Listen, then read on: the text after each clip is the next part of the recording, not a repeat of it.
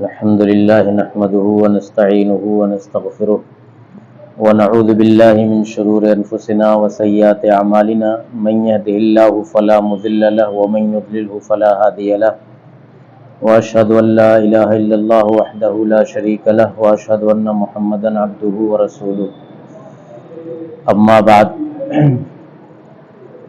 سبل السلام فی شرح بلوغ المرام کی کتاب الصیام کا یہ تیسرا درس ہے اور کتاب الصیام کی یہ 11ویں حدیث ہے۔ عن انس بن مالک رضی اللہ عنہ قال قال رسول اللہ صلی اللہ علیہ وسلم تسحروا فإن فی السحور برکۃ متفق علیہ۔ بخاری اور مسلم کی یہ حدیث ہے۔ انس بن مالک رضی اللہ تعالیٰ عنہ راوی ہیں۔ وہ کہتے ہیں کہ اللہ کے رسول صلی اللہ علیہ وسلم فرماتے ہیں کہ سحری کھایا کرو، اس لیے کہ سحری کھانے میں برکت ہے۔ اس سے پہلے افطار کے بارے میں حدیثیں آئی تھیں، اب یہ سحری کے بارے میں۔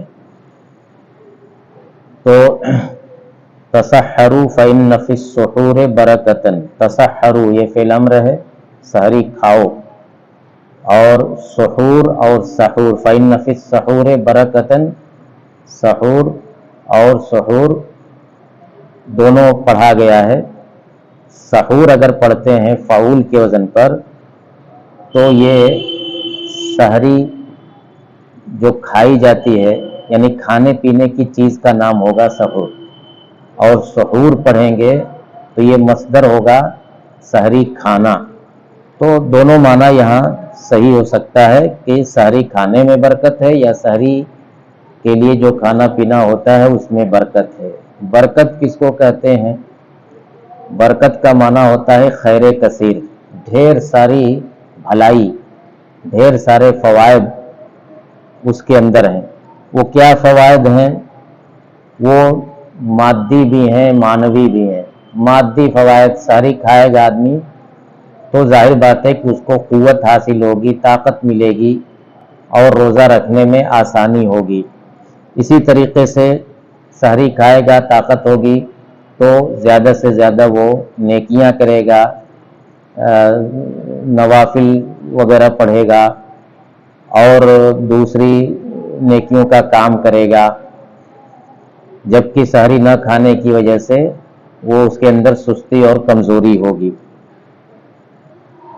باقی یہ ہے کہ سحری کھانا، جیسا کہ اس سے پہلے بھی بتلایا جا چکا ہے کہ اہل کتاب کے یہاں سحری نہیں تھی، ان کے روزے میں سحری نہیں تھی، جیسا کہ اللہ کے رسول صلی اللہ علیہ وسلم کا فرمان ہے کہ فصل ما بین صیامنا و صیام اہل الکتاب اکلۃ السحر، کہ ہمارے اور اہل کتاب کے روزے کے درمیان جو فرق ہے اس میں سے ایک فرق یہ بھی ہے سحری کھانا، کہ وہ لوگ سحری نہیں کھاتے۔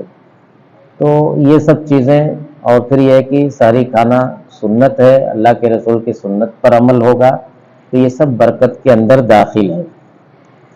اب اس حدیث میں جو یہ کہا گیا ہے کہ سحری کھاؤ تسحروا، آپ جانتے ہیں کہ امر کا صیغہ وجوب کے لیے ہوتا ہے، یعنی سحری کھانا واجب ہے، ضروری ہے، لیکن اس وجوب کو جانتے ہیں جب کوئی قرینہ ہوتا ہے، قرینہ صارفہ جو امر سے پھیر کر کے، وہ امر کو وجوب سے پھیر کر کے ندب اور استحباب کی طرف لے جاتا ہے، تو یہاں قرینہ یہی ہے کہ اللہ کے نبی صلی اللہ علیہ وسلم سے صوم وصال ثابت ہے۔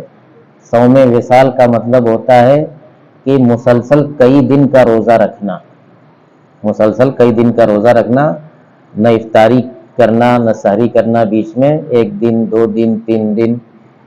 تو ظاہر بات ہے کہ جب آپ نے بغیر سحری کا کئی روزہ رکھا تو اس سے یہ پتہ چلا کہ سحری کھانا واجب نہیں تھا، ورنہ آپ جو ہے اس طرح سے نہ کرتے۔ بہرحال تو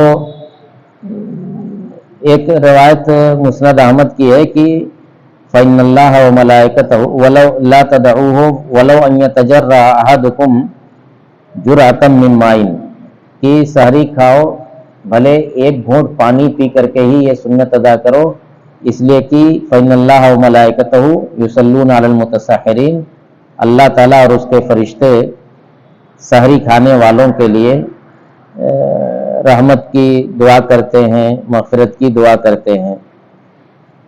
یعنی اللہ تعالیٰ کے لیے جب یصلی کا لفظ، صلاۃ کا لفظ استعمال کیا جاتا ہے تو رحمت کے معنی میں کہ اللہ تعالیٰ رحم کرتا ہے، اللہ تعالیٰ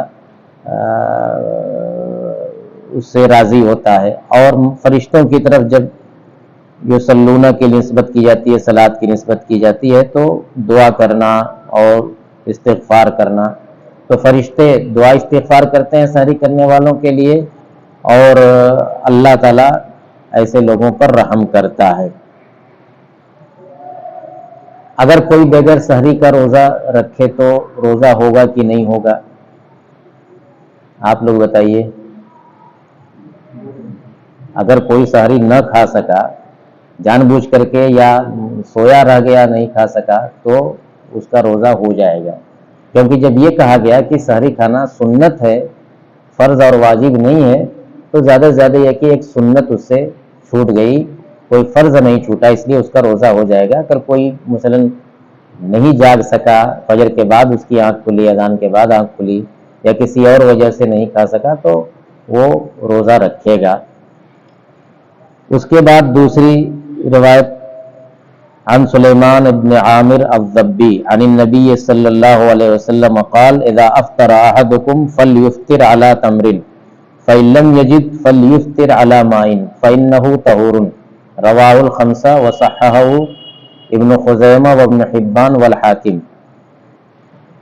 کہ سلیمان بن عامر ضبی رضی اللہ عنہ نبی صلی اللہ علیہ وسلم سے روایت کرتے ہیں کہ آپ نے فرمایا کہ جب تم میں سے کوئی شخص افطار کرے تو اس کو کھجور سے افطار کرنا چاہیے. اگر کھجور نہ ملے تو پانی سے افطار کرنا چاہیے، کیونکہ پانی پاک ہے. رواہ الخمسہ، خمسہ سے کون لوگ مراد ہیں؟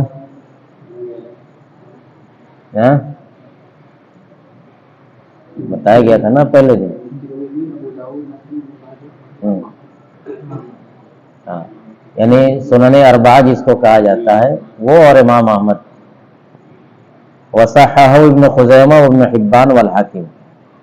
تو یہ جو کہا ہے کہ فإن لم یجد فلیفطر علی ماء فإنہ طہور، پانی سے افطار کریں. پانی اگر کھجور ہے تو کھجور، ورنہ اس کے بعد پانی پاک ہے. طہور فعول کے وزن پر یہ مبالغے کا صیغہ آتا ہے، غفور، شکور. تو اسی طرح سے طہور طہارت سے مبالغہ ہے کہ پانی حد درجہ پاک چیز ہے. تو روزہ جیسی پاکیزہ چیز کو افطار کرنے کے لیے پاکیزہ چیز ہی چاہیے، تو پانی سے افطار کیا جائے. البتہ اس حدیث کو علامہ البانی رحمۃ اللہ علیہ نے اور دوسرے کئی محدثین نے ضعیف ٹھہرایا، یعنی ان الفاظ کے ساتھ، قول کے ساتھ کہ اللہ کے رسول نے فرمایا کہ کھجور سے روزہ افطار کرو، اور اگر کھجور نہ ہو تو پانی سے. لیکن آپ کے عمل سے ثابت ہے. قول والی جو روایت ہے جو یہ ہے کہ آپ نے فرمایا کہ ایسا کرو، تو یہ حدیث ضعیف ہے. لیکن ثابت کیا ہے کہ آپ نے روزہ افطار کیا کھجور سے، اور اگر کھجور نہیں رہتی تھی تو پانی سے روزہ افطار کرتے تھے. آگے حدیث ذکر کی جائے گی. تو علامہ البانی نے یہی کہا ہے کہ یہ حدیث ضعیف ہے، لیکن نبی صلی اللہ علیہ وسلم کے عمل سے ایسا ثابت ہے، یعنی کھجور سے روزہ افطار کرنا اور پانی سے. وہ حدیث کیا ہے عمل سے جو ثابت ہے؟ حضرت انس رضی اللہ تعالیٰ عنہ کی روایت ہے. وہ کہتے ہیں کہ کان رسول اللہ صلی اللہ علیہ وسلم یفطر علی رطبات قبل ان یصلی فإن لم یکن فعلی تمرات فإن لم یکن حصا حصوات من ماء، کہ اللہ کے رسول صلی اللہ علیہ وسلم تازہ کھجوروں سے افطار کرتے تھے. رطب کہتے ہیں تازہ کھجور کو. قبل ان یصلی، نماز پڑھنے سے پہلے، یعنی مغرب کی نماز ادا کرنے سے پہلے غروب آفتاب کے بعد آپ چند کھجوریں تازہ کھاتے تھے. فَإِن لَّمْ يَكُنْ فَعَلَىٰ تَمْرَاتٍ، اگر رطب نہیں یعنی تازہ کھجور نہ ہوتی تو عام کھجور جو خشک کھجور ہوتی ہے جو مارکیٹ میں ہوتی ہے، وہ جو رطب ہوتی ہے وہ انتہائی نرم ہوتی ہے، بالکل جو ہے سمجھو کہ جیسے مٹھائی وغیرہ ہوتی ہے نرم، رسگلہ وغیرہ، اس طرح سے وہ بالکل نرم ہوتی ہے، بہت لذیذ ہوتی ہے. اور وہ جو ہے مطلب یہ کہ آپ کو یہاں نہیں ملے گی، وہ فریج میں رکھ کر کے ہی بکتی ہے، وہ بہت جلدی خراب ہو جاتی ہے. تو تازہ کھجور اگر آپ کے پاس رہتی تھی تو اس سے افطار کرتے تھے، اگر تازہ کھجور نہیں رہتی تھی تو یہ عام کھجور جو سوکھی کھجور ہوتی ہے اس سے افطار کرتے تھے. فَإِن لَّمْ يَكُنْ حَصَىٰ حَصَوَاتٍ مِّن مَّاءٍ، اور اگر وہ خشک کھجور بھی نہ ہوتی تو کیا کرتے تھے، چند گھونٹ پانی پی کر کے نماز کے لیے چلے جاتے تھے. تو یہ چیز ثابت ہے. اور وہ جو قولی حدیث ہے وہ اس میں ضعف ہے. اور کھجور کی تعداد کے بارے میں بعض روایتوں میں آتا ہے کہ طاق یعنی 3 کی تعداد کے ساتھ آپ کھاتے تھے. یہی سنت ہے. ابن قیم رحمۃ اللہ علیہ نے اس حدیث کی تشریح میں لکھا ہے کہ یہ اللہ کے نبی صلی اللہ علیہ وسلم کی حد درجہ شفقت ہے کہ آپ نے امت کو یہ چیزیں بتلائیں. اس کا طبی فائدہ بہت زیادہ ہے. کھجور کے اندر غذائیت ہوتی ہے. کھجور ایک مستقل غذا ہے. آپ جانتے ہیں کہ مدینے میں لوگ زیادہ تر کھجور ہی پر ان کی زندگی کٹتی تھی. خود اللہ کے رسول صلی اللہ علیہ وسلم، جیسا کہ عائشہ رضی اللہ تعالیٰ عنہ کی حدیثیں ہیں کہ ہمارے گھروں میں کئی مہینے جو ہے چولہا نہیں جلتا تھا. آپ سے پوچھا گیا کہ آپ کی زندگی، آپ لوگوں کی زندگی کیسے کٹتی تھی؟ تو کہا کہ الاسودان یعنی کھجور اور پانی اسی سے. تو کھجور ایک مستقل غذا ہے اور میٹھی ہے چونکہ، تو اطباء بتلاتے ہیں کہ معدہ خالی ہو تو اس کے بعد میٹھی چیز کھائی جائے تو معدہ اس کو قبول کرتا ہے اور اس کا فائدہ ہوتا ہے بہت زیادہ. اسی طریقے سے معدہ بھوک پیاس برداشت کرنے کے بعد سوکھ جاتا ہے، تو جب پانی اس پر پڑتا ہے تو وہ اس کا ایک اچھا اثر اس پر ہوتا ہے. تو کھجور سے اور پانی سے افطار کرنے کو ترجیح دیا گیا ہے، یعنی اس کو اللہ کے نبی صلی اللہ علیہ وسلم کی یہ سنت ہے. ہم لوگ کیا کرتے ہیں کہ افطار میں اتنا زیادہ مطلب یہ کہ اتنی زیادہ چیزیں اکٹھا کر لیتے ہیں کہ کھجور کو بس سنت کے نام پر ایک کھجور کھا لیا اور پانی پی لیا، اور اس کے بعد شروع ہو جاتا ہے پکوڑے، چاٹ مسالہ سے لے کر کے اور سموسہ اور کیا کیا کیا کیا، جس میں سے زیادہ تر چیزیں نقصان دہ ہوتی ہیں. خاص طور سے تلی ہوئی چیزیں یہ نقصان دہ ہوتی ہیں پیٹ کے لیے. لیکن اسی میں چونکہ لذت ہوتی ہے تو آدمی اسی پر ٹوٹا رہتا ہے. بھوکے رہنے کے بعد اچانک بہت زیادہ کھا لینا یہ بھی جو ہے صحت کے لیے مفید نہیں ہے. تو یہ جو اللہ کے رسول صلی اللہ علیہ وسلم کی سنت ہے، چند کھجوریں اور پانی پی لیا جائے. اور مان لیجئے کہ اللہ تعالیٰ نے نعمت دیا ہے تو تھوڑا بہت کھانے میں کوئی حرج کی بات نہیں ہے، لیکن بہت زیادہ کھا لینا افطار میں یا افطار کے بعد یہ صحت کے لیے بہت زیادہ نقصان دہ ہے.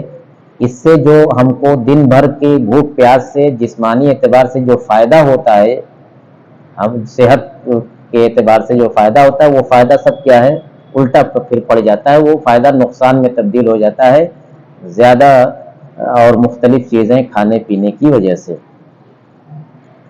اس کے بعد دوسری حدیث ہے عن ابی ہریرہ رضی اللہ تعالی عنہ قال نہى رسول اللہ صلی اللہ علیہ وسلم عن الوصال فقال رجل من المسلمین فإنك تواصل یا رسول اللہ فقال وأيكم مثلی انی ابیت یطعمنی ربی ویسقینی فلما ابوا ان ينتهوا عن الوصال واصل بهم یوما ثم رأوا الهلال فقال لو تأخر الهلال لزدتكم كالمنكر لهم حين ابوا ان ينتهوا متفق علیہ.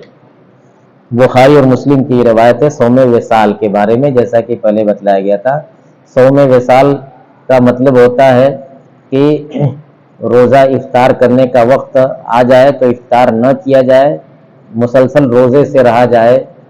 اب یہ ہے کہ کئی دن روزے سے رہا جائے، ایک شکل تو ہے کہ کئی کئی دن روزے سے رہا جائے، اور ایک شکل یہ ہے کہ سحری کے وقت تک اس روزے کو بڑھا کر کے لے جایا جائے، تو ان دونوں پر صوم وصال کا اطلاق ہوتا ہے۔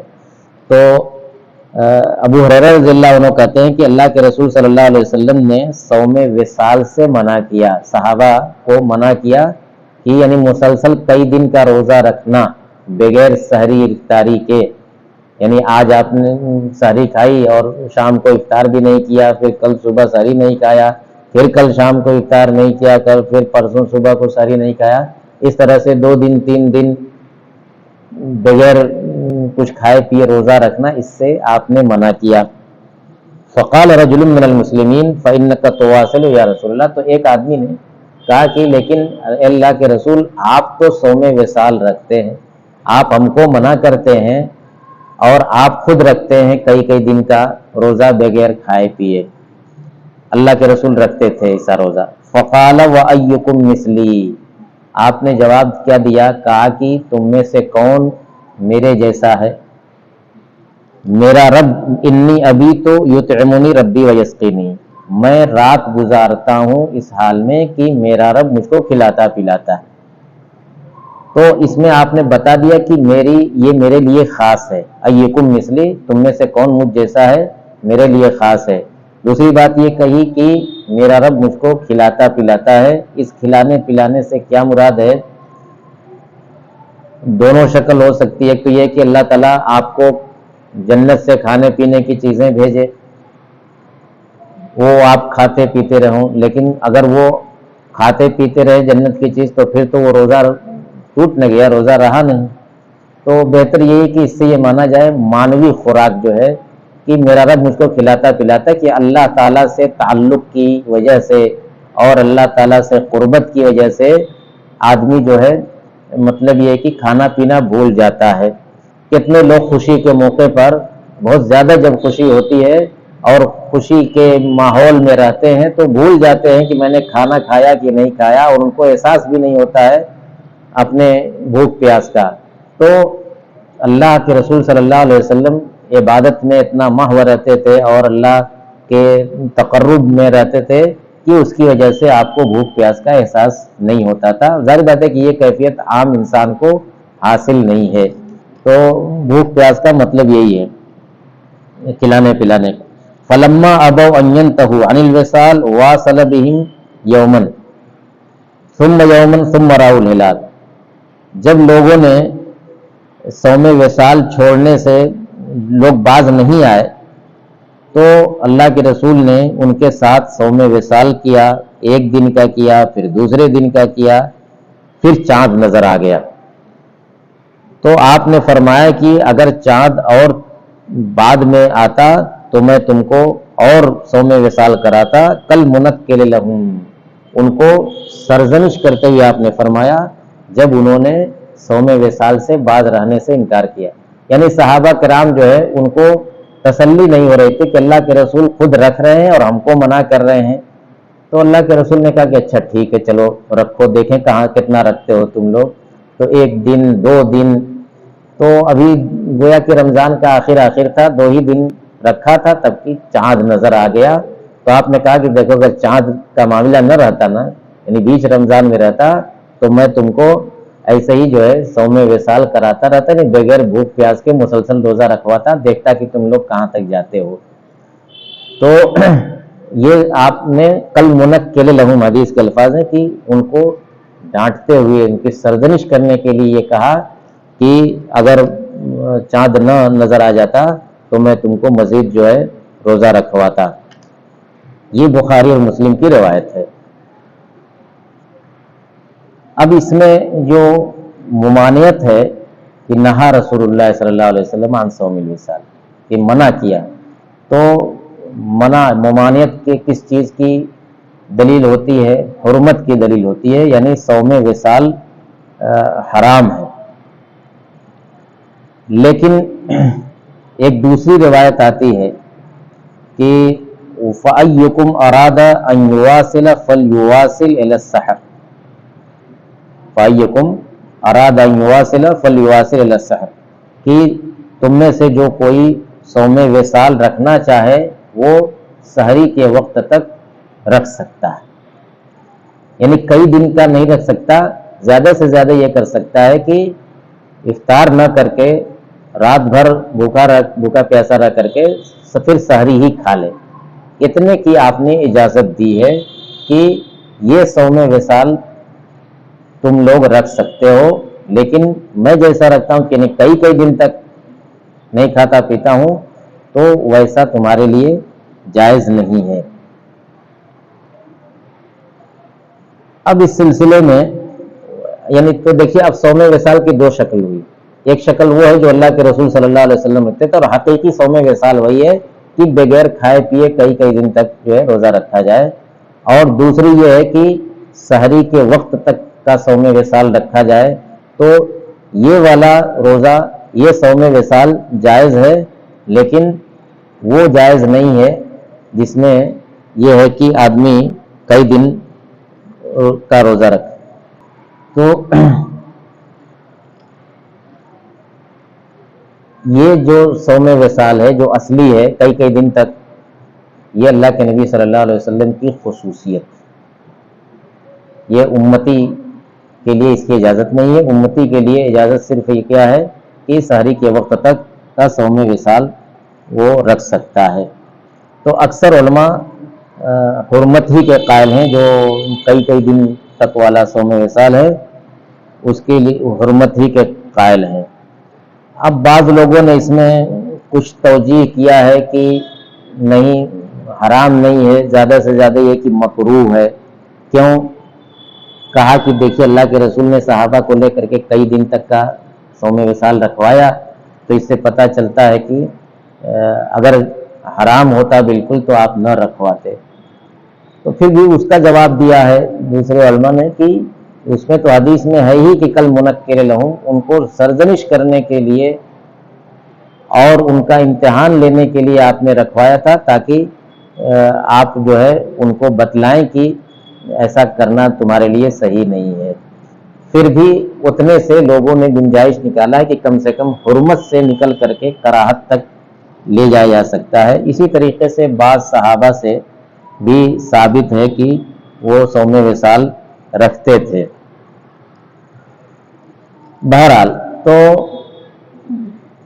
اس میں پھر کچھ لوگوں نے بیچ کا راستہ نکالا ہے کہ تفصیل کا مطلب ہے کہ اگر کسی کے اندر طاقت ہے، قوت ہے، وہ اگر رکھتا ہے تو اس کے لیے اجازت ہے، لیکن عام آدمی کے لیے اس کی اجازت نہیں ہے۔ اس کے بعد یطعمنی ربی ویسقینی کا معنی انہوں نے بیان کیا ہے، جو پہلے بیان کیا جا چکا ہے کہ اس سے معنوی غذا مراد ہے، اللہ تعالیٰ کی محبت اور اس کے اطاعت میں اور اس کی قرب میں سے جو معنوی لذت محسوس ہوتی ہے وہ مراد ہے۔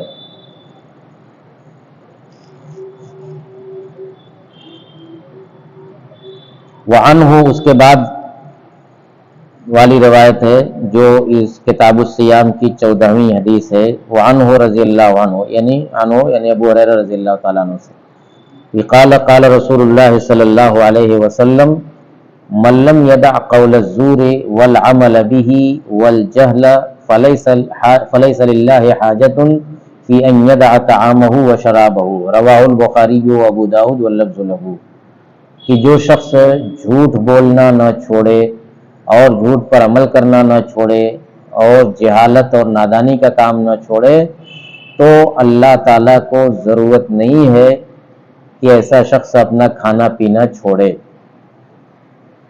بخاری اور ابو داؤد کی روایت۔ من لم یدع قول الزور، لفظ زور کا عام معنی تو جیسے جھوٹ کہا جاتا ہے، لیکن زور میں بہت ساری چیزیں آتی ہیں۔ زور کے مطلب ہوتا ہے باطل، غلط چیزیں، جتنی باطل چیزیں ہیں، جتنی غلط چیزیں ہیں، جتنی خرافات ہیں، سب زور میں شامل ہیں۔ جھوٹ بولنا اور کفر کرنا اور معصیت کا کام کرنا، یہ ساری کی ساری چیزیں زور میں شامل ہیں۔ تو جھوٹی بات بولنا، والعمل به، اور اس پر عمل کرنا ہے، جیسے فحش بات بولنا اور فحش کام کرنا، یہ سب جو ہے زور، قول زور اور عمل زور میں آتا ہے۔ والجہل، جہل کا معنی یہاں سفاہت، حماقت کا کام کرنا، نادانی کا کام کرنا، بیوقوفوں والا کام کرنا، تو جیسے غیبت ہے، چغل خوری ہے، گالی گلوچ ہے، یہ ساری چیزیں جو ہے یہ اس کے لفظ کے اندر آ جائیں گی۔ تو دیکھیے یہ چیزیں جو ہے یہ تو عام حالت میں بھی منع ہے، جھوٹ، بے ایمانی، چغل خوری، یہ سب چیزیں عام حالت میں بھی منع ہے، تو روزے کی حالت میں ان کی ممانعت اور سخت ہو جاتی ہے۔ تو آدمی جو ہے روزہ رکھ کر کے بھی ان چیزوں کا ارتکاب کرتا ہے، تو اللہ کے رسول کہتے ہیں کہ اللہ کو ضرورت نہیں ہے کہ وہ کھانا پینا چھوڑے۔ اب یہاں دو چیزیں، ایک تو یہ کہ اللہ کو ضرورت نہیں ہے، ضرورت کا مطلب یہاں یہ نہیں ہے کہ اگر کوئی جھوٹ نہیں بولتا ہے اور اچھی طریقے سے روزہ رکھتا ہے تو اللہ تعالیٰ کو اس کے روزے کی ضرورت ہے۔ اللہ تعالیٰ کو کسی کی عبادت کی ضرورت نہیں ہے، اللہ تعالیٰ کسی کا محتاج نہیں ہے۔ ضرورت ہونے کا مطلب ہے کہ ایسے شخص کا روزہ اللہ کے یہاں قبول نہیں ہے، ایسے شخص کا روزہ اللہ تعالیٰ کو مطلوب نہیں ہے۔ اللہ تعالیٰ کو یہ نہیں چاہتا کہ بندہ ایسا روزہ رکھے، یہ مقصد ہے۔ ضرورت کا مطلب یہ نہیں ہے کہ اللہ تعالیٰ کسی کا محتاج ہے، یعنی کسی کی عبادت کا محتاج ہے۔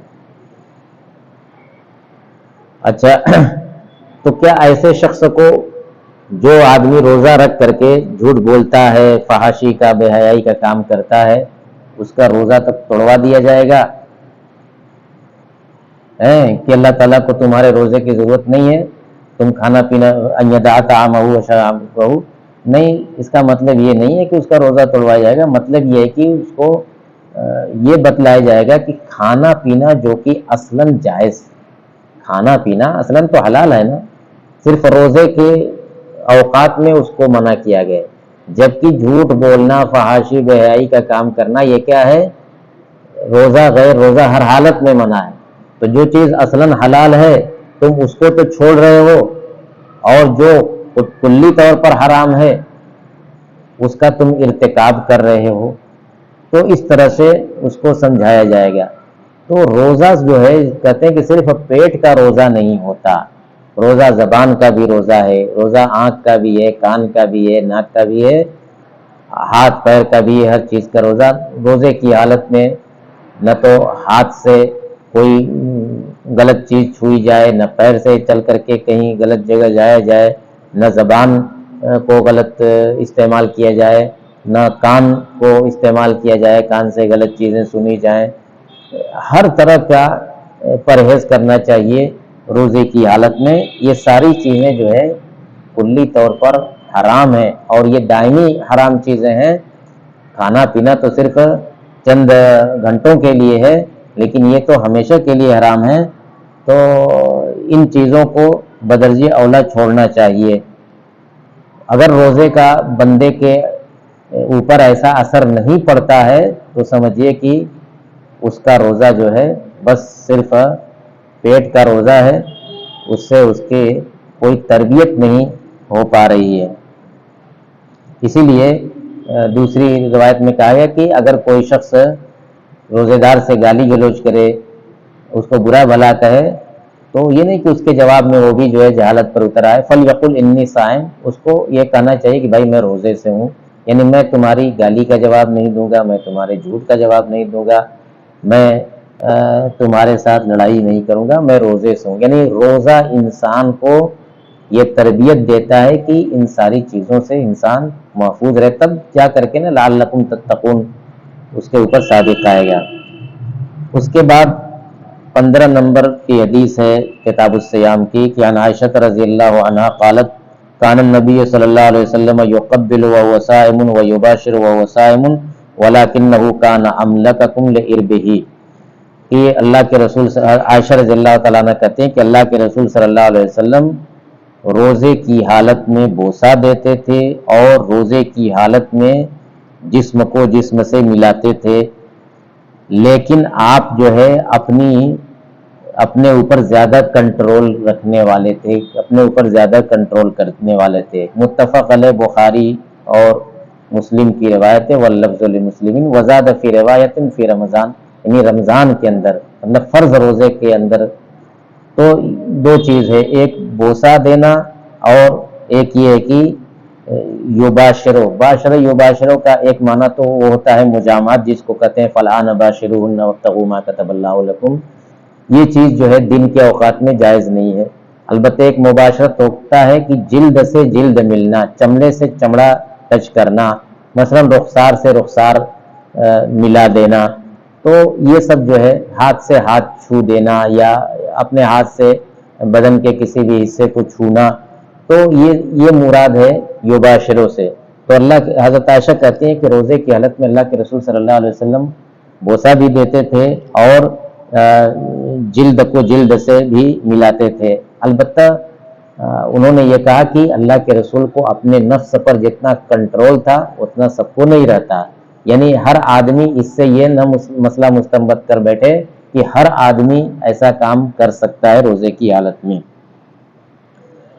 اسی لیے اہل علم نے اس حدیث کی تشریح میں یہ کہا ہے کہ اس سے یہ پتہ چلتا ہے کہ ان چیزوں سے روزے کی حالت میں پرہیز کرنا چاہیے، کیونکہ اللہ کے رسول صلی اللہ علیہ وسلم کے بارے میں حضرت عائشہ نے جو کہا ہے کہ آپ کو اپنے اوپر کنٹرول تھا، یعنی اس سے آگے نہیں بڑھ سکتے۔ ظاہر بات ہے کہ روزے کی حالت میں یہ سب کام کریں گے تو اس سے آگے کی حالت مثلا مجامعات تک معاملہ پہنچ جائے تو یہ سب مقدمات ہیں، اس سے پرہیز کرنا چاہیے، کہیں ایسا نہ ہو کہ آدمی پھر اس کے بعد جو ہے حرام کا ارتکاب کر بیٹھے۔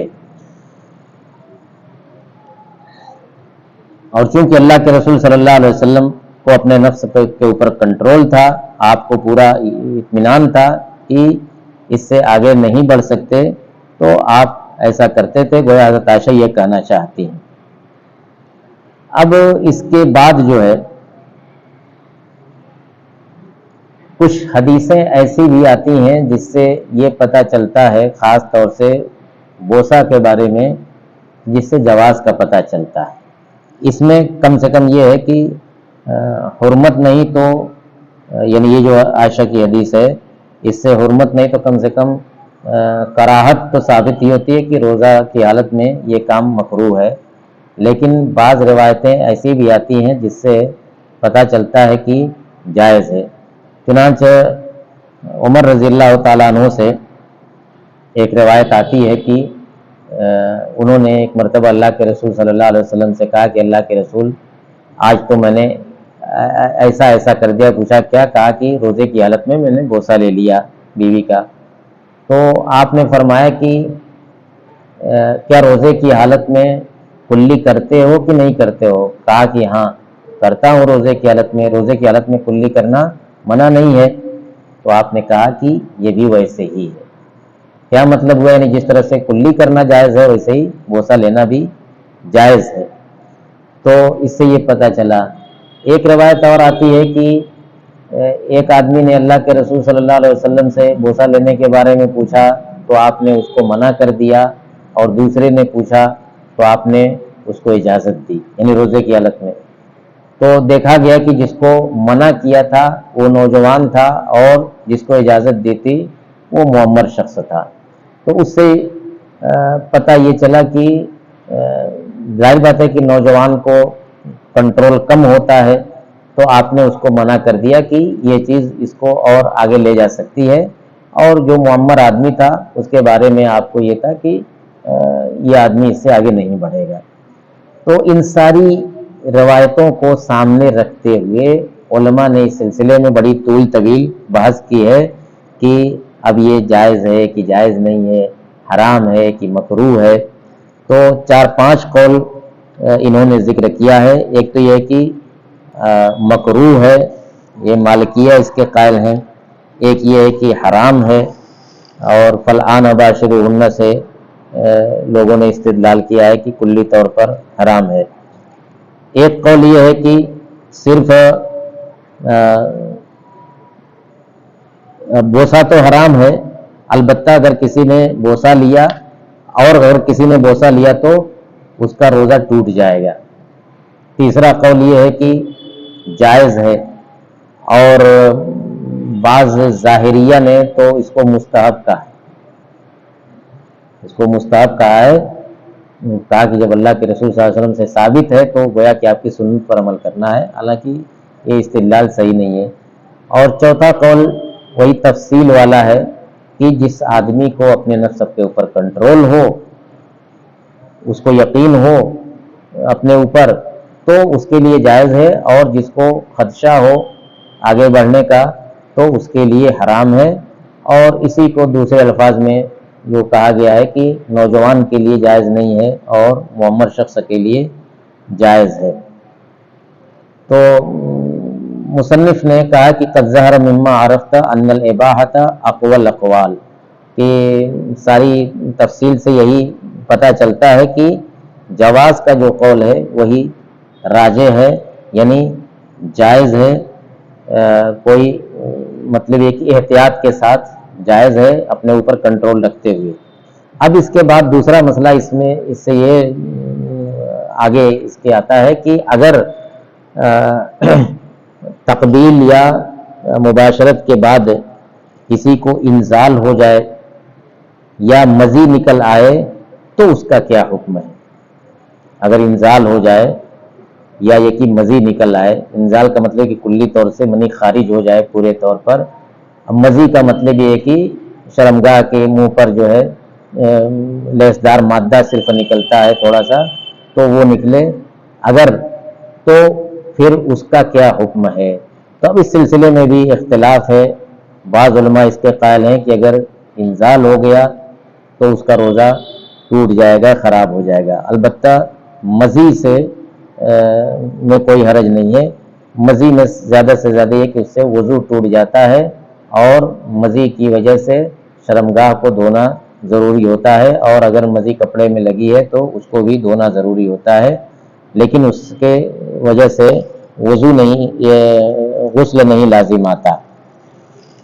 سارے اختلافات ذکر کرنے کے بعد انہوں نے کہا ہے کہ اچھا بعض لوگوں نے کفارہ بھی واجب کیا ہے کہ اگر انزال ہو جائے تو قضا کے ساتھ ساتھ اس کو کفارہ بھی دینا۔ اور کفارہ کون سا؟ وہ جو مجامعت والا کفارہ ہے، 2 مہینہ روزہ رکھنا یا ایک غلام لوڈی آزاد کرنا یا 60 مسکین کو کھانا کھلانا، یعنی جو اصل مجامعت پر ہے، تو وہ کفارہ بھی واجب کیا۔ لیکن مصنف کہتے ہیں کہ الاظہر انہ لا قضاء ولا کفارۃ الا من جامع الا علی من جامع، کہ قضا اور کفارہ صرف اسی پر ہے جو مجامعت کر لے روزے کی حالت میں، باقی اور اس طرح سے تقبیل اور مباشرت کے نتیجے میں اگر انزال ہو جائے یا مزی نکلے تو اس سے نہ قضا ہے نہ کفارہ ہے۔ تو یہ تو ہو گیا، اور آپ لوگ چونکہ اکثر نوجوان ہیں تو اب یہ سوال پیدا ہوتا ہے کہ روزے کی حالت میں اگر احتلام ہو جائے تو اس کا کیا حکم ہے؟ آدمی سویا ہے روزے کی حالت میں دن کے وقت میں، فجر کے بعد کسی بھی وقت، فجر کے بعد، ظہر کے بعد کسی بھی وقت، تو کیونکہ احتلام میں آدمی کا اپنا کوئی اختیار اور عمل نہیں ہوتا، اس لیے اس سے روزہ خراب نہیں ہے۔ احتلام کی وجہ سے روزے کے اوپر کوئی اثر نہیں پڑتا، البتہ یہ ہے کہ اس میں غسل کرنا واجب ہے، نماز پڑھنے کے لیے اور دوسری عبادتوں کے لیے طہارت کی خاطر آدمی غسل کرے گا۔ البتہ اگر استمنا بالید کوئی کرتا ہے، مستزنی کرتا ہے، تو اس کا روزہ علماء کے قول کے مطابق اس کا روزہ فاسد ہو جائے گا، کیونکہ اس کے عمل کا دخل ہے اس میں، اور وہ جو احتلام والا معاملہ ہے اس میں آدمی کے عمل کا دخل نہیں، وہ نیند میں تھا اور احتلام ہوا اس کو۔ لیکن یہ جو مستزنی کرتا ہے، اپنے ہاتھ کی حرکت سے منی نکالتا ہے، تو اس میں اس کے عمل کا دخل ہے۔ حدیث میں ہے کہ الصوم لی وانا اجزی بہ یدع شہوتہ واکلہ وشربہ من اجلی، کہ آدمی اپنی شہوت، اپنی خواہش، کھانا پینا سب چھوڑتا ہے۔ شہوت میں یہ آتا ہے کہ وہ بھی بندہ چھوڑتا ہے، اور یہاں مستزنی میں یہ کہ اس نے اس پر عمل کیا، تو اس کی وجہ سے اس کا روزہ خراب ہو جائے گا، اس کی قضا بھی کرنی ہوگی اور اس سے توبہ کرنا، چونکہ ایک انتہائی قبیح عمل ہے، عام حالت میں بھی جائز نہیں ہے، اور روزے کی حالت میں کوئی کرتا ہے تو اللہ کی جناب میں توبہ کرنا بھی ضروری ہے اور اس کی قضا کرنا بھی ضروری ہے۔ تو یہ سب مسائل جو ہے ہیں۔ اب اس کے بعد جو ہے پشنا لگانے کے بارے میں حدیث آ رہی ہے کہ روزے کی حالت میں اگر کوئی خون نکلواتا ہے، فسد کھلواتا ہے تو اس کا کیا حکم ہے۔ اللہ تعالی ہمیں ان احکام پر عمل کرنے کی توفیق عطا فرمائے۔ وآخر دعوانا ان الحمدللہ رب العالمین۔